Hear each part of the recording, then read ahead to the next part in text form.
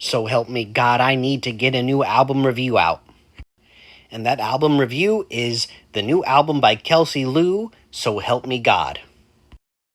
As I said, this is Kelsey Lu's second album. I never listened to the first one. I wasn't aware of Kelsey Lu. It just came up on my suggestions to listen to, so I listened to it. Because I've never listened to her before, I didn't know what to expect. And after listening to this multiple times, I still don't know what to call it exactly. It's a mix of R&B and pop and ambient and electronic and orchestral music. Whatever you call it, it seeps in and you can feel it in your bones. Kelsey Lu's voice, the lyrics, the arrangement of this album, it all seeps into your soul and lingers there. This is not an album I'm going to stop thinking about anytime soon.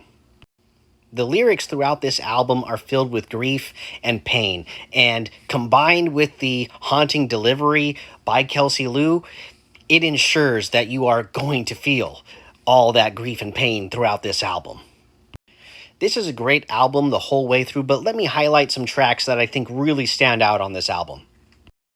The opening track stood out because, again, I didn't know what to expect, and to hear all these combinations of these different sounds coming together, again, combined with the haunting delivery and haunting lyrics, it lets you know right away that you're in for a wild ride.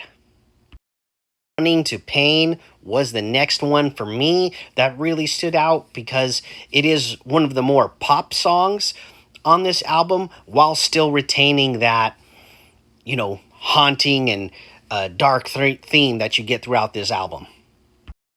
American Sonnet is another one. As I mentioned throughout this album, you get some haunting arrangements, lyrics, and delivery by Kelsey Lu.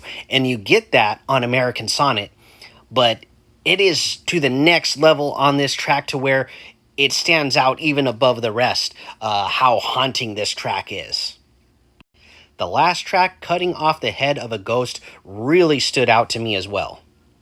Because this song is definitely the most pop song on this album, and it stood out because, unlike all the grief and pain that you feel throughout the rest of this album, you get a sense of hope from this final track, which felt really good after all the grief and pain that you were feeling throughout the rest.